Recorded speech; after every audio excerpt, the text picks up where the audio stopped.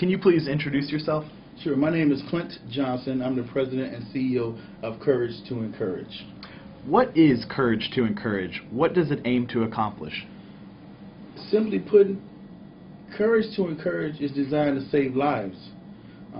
It's aimed to change your thought process, how you feel about yourself, how you feel about your community, how your actions affect other individuals. This is done by strong and hardcore mentorship, constant counseling, sitting down and figuring out the solutions to the problems that you believe are your barriers. That's what Courage to Encourage is. Who does Courage to Encourage provide services to? It provides services to youth, young adults, any and all that are faint-hearted, who believe that they do not have the spirit to move on, to get to that next level.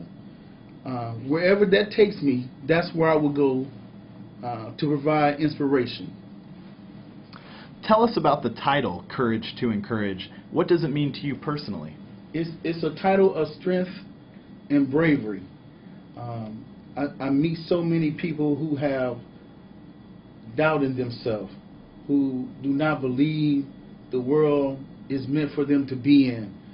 I find that fascinating as well as challenging, because I just believe that I'm here to live to inspire.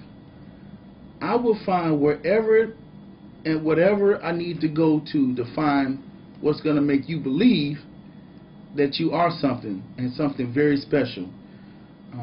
I will help you find your place in the world. And that's what I do. I live to inspire others. Mr. Johnson, there are currently a myriad of youth programs in Indianapolis. What can you offer the community that these programs cannot? I think I can offer them a sense of how do you engage youth and young adults.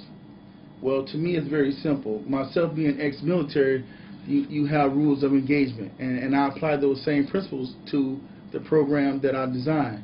Well, you have to be respectful of young people. Respect works two ways. You give and you get it back.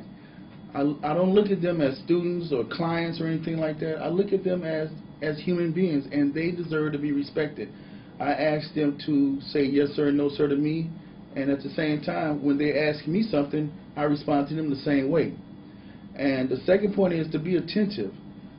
Youth and young adults or anyone has to be heard.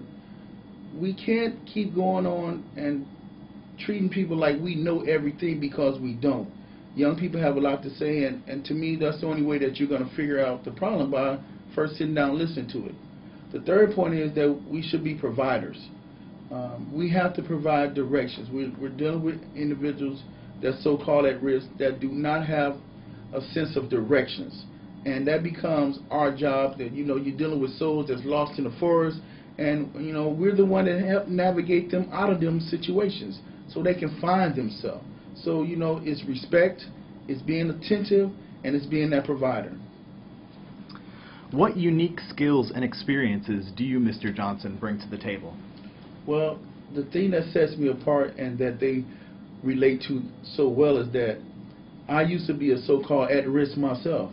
Single parent home, no father in the home, high school dropout, kicked out, but I found a way to make it. And what I'm trying to do is tell these young people the same, which is to never, never, never give up, because there is a way out. And the problem is sometimes they're trying to figure it out themselves versus trying to get some help to figure it out. And they're also being put in these positions that they have to make these adult decisions, and we're holding them accountable for that, although we know truthfully that they're not able to make these decisions. So we have to help them navigate through the processes. What issues pertaining to youth do you find the most important to address with Courage to Encourage? Love. I find out that I meet so many young people that's without love. They can come in at times and try to be hardcore And the young ladies, they don't want to open up until, you know, they're talking to you, but it's because they have the lack of love in their life. And all the things that they're getting involved in is because the lack of love. And when you put them in an environment where there's love surrounding them, it creates success. Because who doesn't want to be loved? But when you're raised without it, it equals disaster. And that's the most amazing thing that I find that these young people are without. All right, Mr. Johnson, thank you so much for your time. That's the end of my questions today. All right, thank you, sir.